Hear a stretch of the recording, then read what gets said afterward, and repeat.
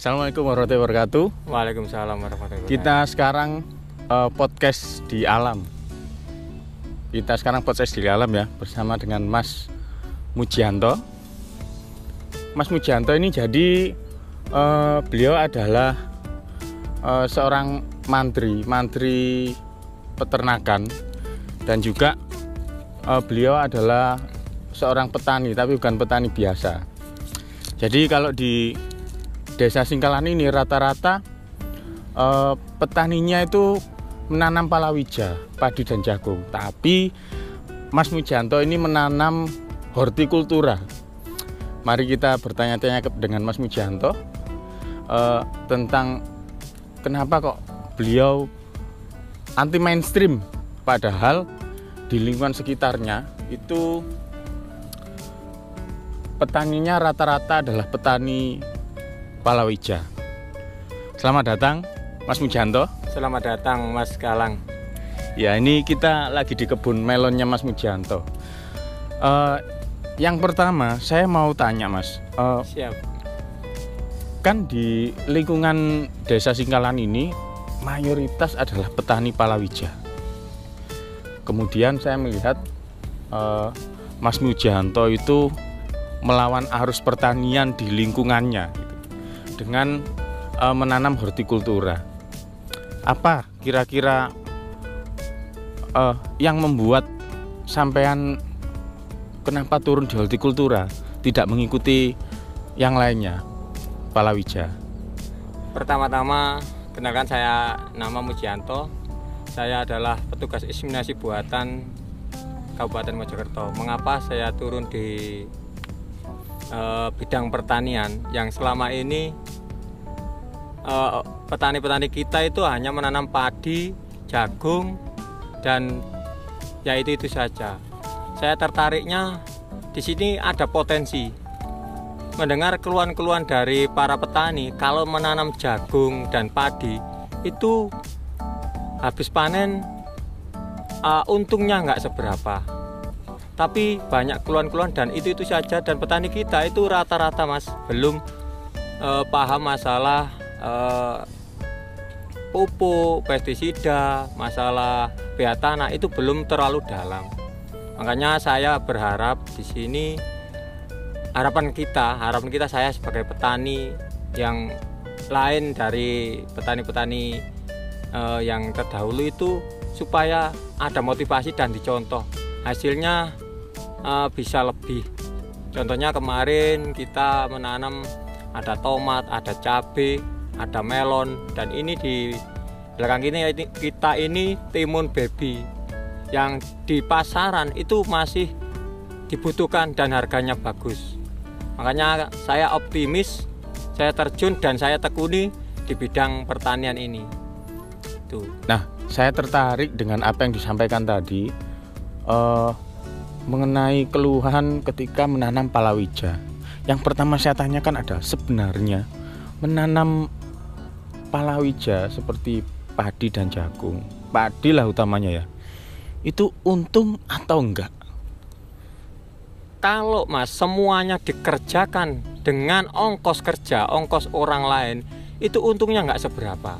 Jadi artinya kalau tenaganya dihitung gitu ya? Iya, kalau tenaganya yang punya itu dihitung, kita global semua, itu untungnya nggak seberapa. Tapi petani kita itu mengapa kok masih mempertahankan tanam padi? Karena itu menurut beliau, kita tanya menurut beliau itu apa untuk makanan sehari-hari supaya tidak beli beras gitu aja. Jadi ketika karena kan memang kalau saya lihat di lingkungan ini rata-rata semua dikerjakan sendiri ya, walaupun tidak keseluruhan ya. Seperti membajak dan sebagainya kan memang sudah menggunakan jasa di luar, tapi untuk pekerjaan-pekerjaan yang lain itu memang dikerjakan sendiri, dan itu ya yang tidak dihitung ya.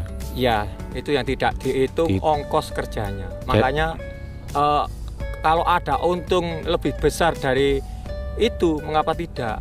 Peluang-peluang yang seperti itu saya tangkap dan saya aplikasikan untuk tanam-tanam seperti hortikultura ini. Contohnya kita hitung semua, sewa lahan, pokoknya semua itu saya hitung, saya total untuk modal berapa, hasil akhir berapa. Dan di situ saya bisa membuat kalkulasi untung atau ruginya di situ. Jadi memang berbeda dengan apa yang sering dilakukan pada petani pada umumnya ya. Karena memang problemnya di rata-rata itu dikerjakan sendiri dan itu tenaga mereka tidak terhitung gitu. Betul. Jadi kalau dibilang apakah bertanam padi menguntungkan atau tidak, mungkin kalau dijawab menguntungkan ya kurang menguntungkan ya, memang hanya bisa untuk memenuhi ibaratnya ketika mereka panen kan sebagian gabahnya disimpan, sebagian dibuat konsumsi sendiri. Iya, disimpan untuk dikonsumsi sendiri dan sebagian dijual kan untuk modal berikutnya. Jadi itu kira-kira yang menjadi istilahnya kenapa kok di pertanian padi ini memang kalau kita bisa ngomong agak sulit itu untuk ya. Besar. Iya. Kalau kita diserius Mas, kalau kita lahannya besar mungkin itu perhitungannya beda lagi. Ini yang saya omong itu kan lahan di sini sekitarannya itu satu petak itu panennya mungkin hasilnya 1,5 kuntal gitu.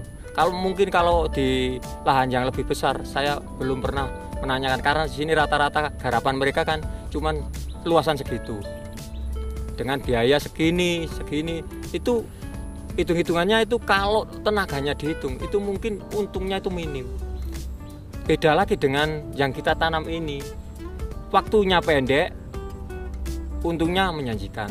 Tapi harus yaitu tetap kita punyai strategi untuk peluang di mana orang bisa tanam ini, kita bisa tanam ini, harus ada di celah-celahnya. Supaya pasaran pas waktu panen tidak waktu panen raya itu tidak semua orang bisa. Sepertinya timun ini tidak ada orang yang tanam, sekarang kita bisa mulai panen dan hasilnya harga masih lumayan. Jadi terserap pada saat yang tepat. Iya, tepat waktu. Itu strateginya Mas. Intinya seperti itu ya ketika bertanam horti. Karena di horti pun juga ketika menghadapi harga rendah ya panen raya kita harga jatuh sama saja ya. Dan jualannya itu Mas, marketnya kita itu punya market yang jelas. Kalau saya di hortikultura itu marketnya jelas.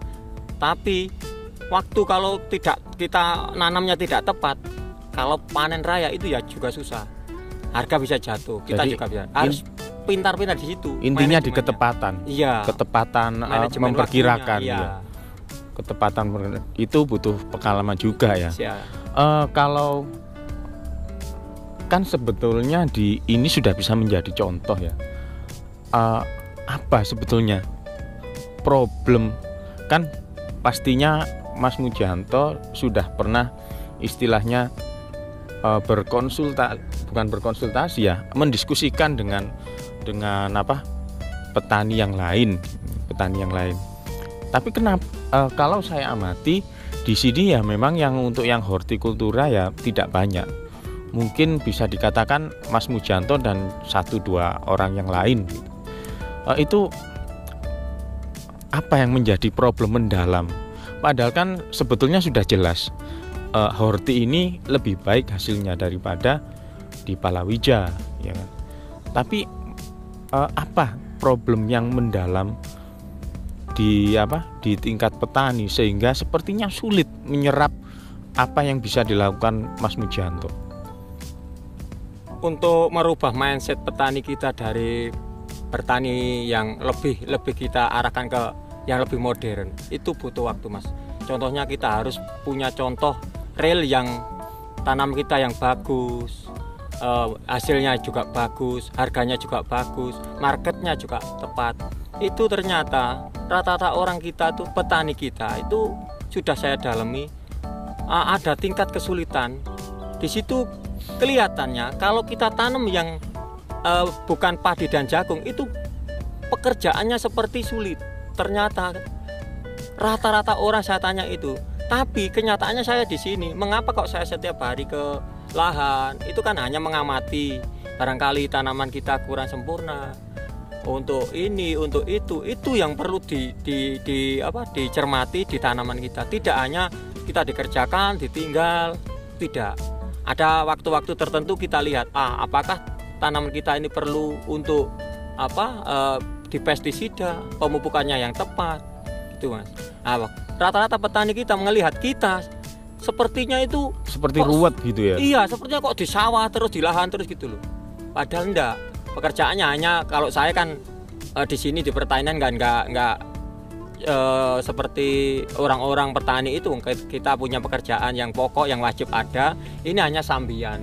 Tapi saya kembangkan dengan harapan yaitu di sini saya punya teman-teman membuat kelompok atau membuat semacam kelompok kecil-kecilan. Saya di sini ada 4 orang, ada Louis Donita, ada Mas Manhudi, ada Trusono. Ini rata-rata masih muda-muda.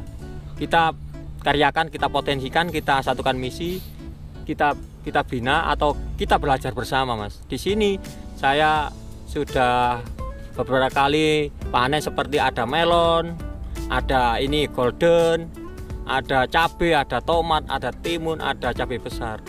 Nah itu bayangan saya, nanti kalau marketnya nggak jelas, kita diskusikan lagi gimana enaknya dibawa kemana gitu, yang lebih jelas itu loh. Memang seperti ini, ketika kita berbicara tentang marketnya gitu ya, terkadang market itu juga melihat seberapa kontinu kita bisa memasok, seperti itu kan. Seberapa kontinu kita bisa memasok. Terkadang ketika kita mengajak kolaborasi ya, mengajak kolaborasi dengan market modern seperti toko-toko modern, karena mereka kan ibaratnya bisa dibilang setiap hari buka ya, Mas ya. Setiap hari buka. Maka ya itu tadi, ketika memang kita mengembangkannya hanya dengan skala kecil, itu ketika kita akan langsung menjual kepada market modern, maka juga mereka akan melihat, luasanmu sekian, sedangkan kebutuhan saya masih kurang berarti. Iya, tidak kontinu pas waktu tidak bisa. Iya, itu kita juga menjadi problem. Sebetulnya ketika memang bisa dibuat lebih komunal lagi atau lebih banyak individu-individunya yang menanam, barangkali masalah pendekatan terhadap market itu sudah 50% terselesaikan. Sudah 50% terselesaikan, karena problemnya di market kan sebetulnya mereka sudah stabil gitu, sudah established, tinggal mereka bagaimana caranya memenuhi itu gitu. Jadi ketika posisi di lahan sudah bisa terhitung secara matematis memenuhi itu, maka yang pasti bisa, pasti saya yakin bisa seperti itu. Dan Mas Mujianto ini juga sebagai koordinator dari pertanian BUMDes Singkalan yang mengembangkan ini Sunshine Melon, brand Sunshine Melon, produk dari BUMDes Cipta Singkalan Mandiri. Saya di situ sebagai koordinator subunit pertaniannya. Ini hasilnya kemarin mulai petik hanya 600 pohon. Mudah-mudahan hasilnya maksimal karena belum semuanya di packing, ini masih proses. Nah, jadi contohnya juga seperti ini kan. Ini adalah salah satu contoh ketika produk terbranding dan terkemas dengan baik, berbeda kan dengan apa yang di pasar. Dari tampilan juga berbeda. Maka secara harga pun ini lebih ya, Mas ya. Mengangkat. Lebih Harapan saya begitu. Terangkat harganya ya. Harapan saya begitu untuk memotivasi Petani yang petani lain, ya. yang lain. Kita itu welcome karena apa? Kita di sini menurut saya untuk seorang petani itu Mas, yang dikatakan petani itu tidak ada orang yang pandai, tapi harus tahu dasar-dasarnya bertani di situ. Karena apa? Petani ini tidak seperti kita kalau beternak. Contohnya gitu. Kalau beternak, mengapa kita bandingkan dengan beternak? Kalau beternak itu yang kita tangani, objek kita itu kan lebih mudah. Karena apa? Kalau tidak mau makan berarti kurang ini, kurang itu hanya. Kalau di pertanian, di tanaman itu nggak bisa ngomong. Nggak bisa ngomong. Itu yang kendalanya. Makanya kita sebagai petani harus cerdik di situ. Mengapa kita setiap hari harus ke lahan? Ada perubahan apa gitu loh Mas. Nah, untuk market, tujuan kita marketnya itu supaya tercapai atau mencapai kuota yang Mas Galang tadi bilang. Makanya kita harus punya plasma atau punya apa sejenis kelompok tani ya, kelompok tani yang kita bina. Nanti kita belajar bersama, kita market kita sudah jelas. Kalau lahan luas, lahan kita banyak, kita kan apa ya, bisa diperhitungkan. Karena itu menurut Mas Galang tadi, kalau kita masuk ke market yang lebih modern, kita harus continue dihasilkan. Memang betul. Nah itu tujuan kita itu. Tapi merubah mindset dari petani itu tidak hanya apa Mas, harus betul-betul militan di situ. Kita sebagai petani yang lebih muda itu harus apa, tahan banting. Karena apa? Sering disepelekan Mas. Kita dibilang petani masih muda, apa-apa dan apa, kita harus tetap membuat contoh-contoh yang bagus. Itu tujuan kita Mas. Karena kan memang ya kebiasaan bertaninya memang caranya seperti itu. Iya. Dan ketika ada sesuatu hal yang baru, karena menyerap sesuatu hal yang baru itu bagi petani pada umumnya itu resiko, betul. Resiko. Mungkin memang problemnya begini Mas. Kalau saya lihat ya, karena yang menjadi problem itu yang pertama, mereka takut bahwa hasilnya tidak terserap. Itu satu, ya. Kedua, takut tidak berhasil gitu. Karena ketika tidak berhasil kan berarti modalnya hilang kan. Ketakutan mereka mungkin di situ. Berarti harus ada solusi dari dua permasalahan itu. Mengenai market yang tidak terserap mungkin akan lebih bisa atau lebih mudah diselesaikan. Nah, yang kedua ini adalah sebetulnya ini adalah jaminan gitu kan ya. Betul. Jaminan ibaratnya seperti ini. Kalau mereka biasanya bertanam padi ya kan. Mereka sudah jelas gitu, hasilnya sekian minimal sekian. Jadi mungkin ketika suatu kelompok dibentuk, ketika ada yang menjamin gitu ya, ada yang menjamin bahwa entah hasilnya jelek atau baik, minimal kebutuhan mereka ketika mereka bertanam padi itu nutup. Ketika mungkin ada yang menjamin seperti itu, maka mungkin sepertinya akan bisa berjalan ya Mas Mujanto ya. Sebenarnya kita merintis di sini kan ada poktan, ada kapoktan. Kalau poktan itu tingkatan seluasan atau apa ya, di sini kalau di sini itu dusun itu punya poktan, kelompok tani. Kalau kapoktannya itu satu desa. Di sini ada 2 poktan dan 1 kapoktan. Tujuan saya Mas, kemarin itu sudah konsultasi sama PPL di kecamatan. Kita arahkan ke situ. Ternyata PPL juga kendalanya sama dengan problem-problem kita yang di petani bawah. Yaitu tadi sosialisasi. Terkadang itu belum memahami petani kita. Kalau benar-benar baru ada hama atau apa itu, petani kita baru mau diarahkan. Tetapi itu pun kalau ada hama, ada apa yang gagal gitu, untuk mengkoordinir mereka supaya terkoordinir betul dan ada jaminan keyakinan petani kita. Sebenarnya kita di BUMDes Mas, kita di BUMDes itu kemarin ada wacana sama kita arahkan ke market yang jelas. Mungkin kita bisa mendanai atau mengasih solusi supaya petani itu merasa tidak merugi gitu ya, loh. Walaupun hanya terjamin ya kan? Tertutupi. Misalnya gini, sebenarnya menanam satu luasan atau satu petak sawah. Contohnya jagung. Kita kasih dana umpama penggarapan habisnya jagung itu berapa. Sampai itu dikasih modal. Tapi yang ngasih kita modalnya. Dan market kita nanti setelah kita jual jagung itu hasilnya berapa, kita potong biaya pertama itu berapa gitu. Tadi petani tidak modal, hanya penggarap, tapi kita yang modalin, tapi harus jelas dengan harga sesuai harga pasar juga harus tetap ya. Sesuai harga pasar. Iya, intinya itu ketika penerapan di jagung ya. Iya. Tapi ketika penerapan di hortikultura seperti apa? Apakah juga bisa diterapkan seperti itu?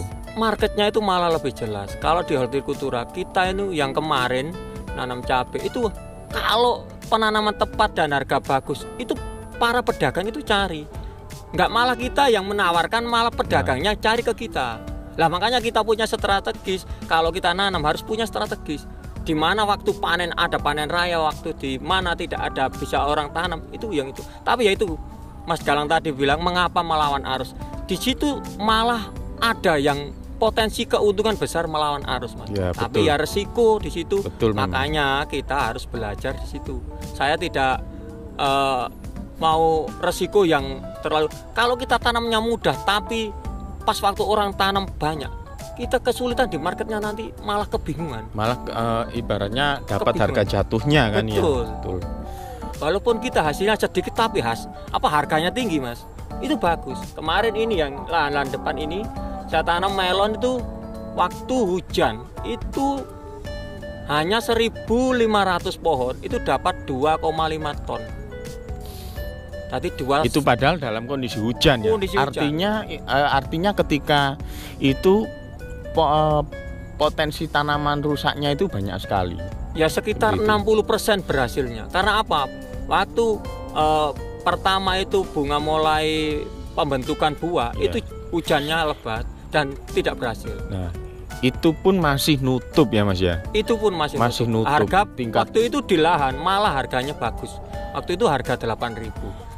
Sekarang Mas, harga melon sekarang kan panen raya, panennya itu harga 5.000, 4.000. Walaupun kita punya panenan banyak, hasilnya melimpah, tapi kalau kita panen raya, ya mungkin itu yang harus punya strategi di situ. Iya. Karena kalau misalnya padi berhasil 60% ya malah jatuh. Waktu padi harus tanam kan waktu musim penghujan. Nah di situ peluang kita. Mengapa kita tidak bisa manfaatkan yang lain? Karena apa? Tanah di sini, sawah di sini bisa untuk tanam semua jenis tanaman. Itu jadi, peluang. Di sini itu keunggulannya di lingkungan ini itu satu masalah istilahnya apa ya? Air nggak begitu kesulitan. Betul. Gitu ya. Andai kata memang dari pengairan yang konvensional itu konvensionalnya bisa. Buang juga bisa. Waktu musim penghujan itu tidak terlalu banjir. Bisa diserap, bisa penyerapan tanahnya bagus. Di musim kemarau kita punya irigasi yang bagus. Itu potensi potensi awalnya seperti itu. Nah itu ya saya menangkap di situ mengapa saya berani menanam ini, karena apa? Waktu itu saya coba-coba kok hasilnya lumayan, dan saya malah seriusnya di situ. Karena apa? Ada yang menjamin kalau saya di melon ada market yang jelas, di hortikultura juga jelas. Saya berani, tapi saya belum berani mengembangkan terlalu luas, yaitu tadi Mas, kendalanya nanti saya nggak beraninya nanti teman-teman atau petani-petani itu dikiranya kita kalau belum berhasil nanti malah nggak enak lah. Ya intinya memang petani membutuhkan ibaratnya apa? Ibaratnya suatu jaminan gitu. Karena standarisasi pendapatan petani itu ya apa yang ditanam itu. Betul. Ketika kalau saya berpikirnya harus ada sektor swasta di luar petani yang masuk, tapi yang visinya sama gitu Mas. Yang visinya sama. Artinya apa gitu? Artinya sebetulnya kalau kita ngomong berhitung ya Mas ya, ngomong berhitung. Istilahnya apa? Bukan memodali juga istilahnya. Kita menjamin pendapatan petani yang sedemikian itu dengan per petaknya itu dengan ibaratnya seperti ini. ada swasta ya, ada swasta yang masuk ke kelompok tani. Nah, swasta ini menjamin pasar sekaligus menjamin permodalannya ya. Betul. Menjamin pasar dan permodalannya gitu. Dan juga ketika memang kita membicarakan sesuatu hal yang buruk, yang jelek gitu ya. Ketika tidak berhasil, katakanlah 0% lah gitu. Minimal pendapatan petani yang seperti hitung-hitungan seperti pada ketika bertani padi itu tertutup. Sebetulnya ketika itu kita bisa menyelesaikan itu gitu. Itu bisa bisa sangat berjalan sekali. Dan juga potensi pasarnya juga sangat besar karena saya sendiri juga beberapa kali ya bertemu dengan pemilik toko buah yang punya gerai banyak, kemudian distributor untuk supermarket, kebutuhan untuk jenis seperti ini saja gitu. Itu kebutuhan dari satu toko itu per minggunya itu bisa sekitar 500 kilo sampai 1 ton per minggunya satu toko. Sedangkan di Jawa Timur sendiri yang jelas ada puluhan toko seperti itu. Dan untuk konsumsi buah-buahan seperti ini gitu, sayur-sayuran itu masih tinggi karena salah satu sektor pada saat pandemi yang masih bertahan itu ya memang masih tumbuh memang di pertanian. Itu.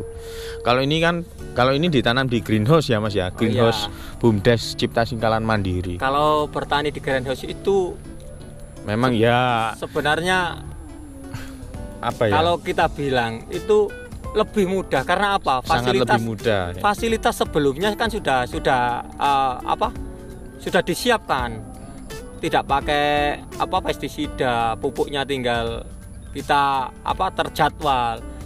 Nah, kendala di petani kita Mas Galang itu semua sudah saya amati. Mengapa tidak mengejar produktivitas? Itu gini Mas.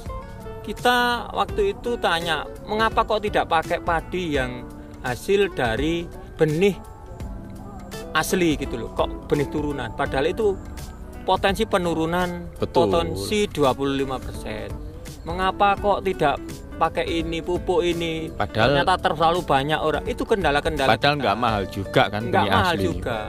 Ya kembali lagi itu kembali ke mindset sebetulnya. Iya betul. Mindset dan mungkin petani kita nggak terbiasa menghitung secara detail. Betul Mas, tidak di manajemen secara detail. Dan yang satu yang paling tidak disadari bahwa kita tanam hortikultura itu waktunya lebih pendek. Seperti golden melon ini hanya 70 hari 70 sudah hari petik. Ya.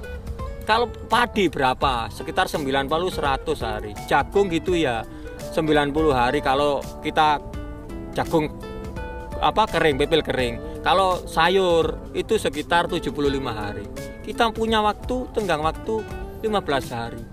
Lebih pendek daripada tanaman-tanaman mereka. Jadi memang yang menjadi problem yang pertama adalah mindset. Nah, mindset itu sendiri karena memang ekosistemnya belum terbentuk. Betul. Saya yakin ketika memang ada leader yang membentuk ekosistem ini, betul, kita jangan ngomong pemerintah lah. Betul. Kita ngomongkan secara mandiri gitu. Kita ngomong secara mandiri harus ada leader yang bisa membentuk ekosistem ini, yang memikirkan petani biarkan bertani gitu kan. Petani biarkan berkonsentrasi terhadap tanamannya gitu. Harus ada yang memikirkan bagaimana marketnya, bagaimana permodalannya dan juga bagaimana menjamin petani ini kebutuhannya itu. Selama ini gini Mas, yang saya dengar gini, malah yang ada ironis lagi itu gini Mas. Setelah tanam, setelah panen itu kadang-kadang hasil panen itu dibuat untuk menutup hutang yang buat modal ya, itu yang saya kemarin tuh kasihan sama petani-petani. Dan memang karena banyak juga kalau di lapangan ibaratnya apa ya? Karena modalnya diutangi, harganya dikontrol pula ya kan. Itu yang lebih bahaya lagi. Itu yang lebih bahaya lagi. Terus diutangi, regane dimurano, wis ngomong blak-blakane dimurano gitu. Itu yang menjadi kendala. Ya karena terikat utang gitu. Betul. Ya. Harga berapapun dikasihkan karena apa? Ya itu tadi. Dia terbebani karena diutang awal. Iya, betul. Kalau tidak nyaur, tidak nutup itu gimana? Nanti takutnya untuk panen berikutnya tidak dikasih modal gitu. Ya. Itu memang yang menjadi masalah. Jadi kita sudah istilahnya memahami ya. Jadi memang faktornya itu salah satunya adalah yang mendasar adalah mindset. Yang kedua adalah karena ekosistemnya belum terbentuk. Jadi kita mungkin berharap bahwa ada leader-leader, entah itu mandiri, kita nggak bilang pemerintah ya, kita ngomong aja bahwa mandirilah kita ya, mandiri yang bisa membentuk ekosistem tersebut, sehingga ya petani biar terkonsentrasi bertani gitu. Ada yang membentuk ekosistem bagaimana cara menyelesaikan permodalan, menyelesaikan market, dan istilahnya mengatur bagaimana petani ini terjamin. Dan yang Mungkin satu Mas, seperti itu ya Mas. Satu yang tidak ketinggalan supaya petani-petani anak-anak muda itu ada ketertarikan di petani.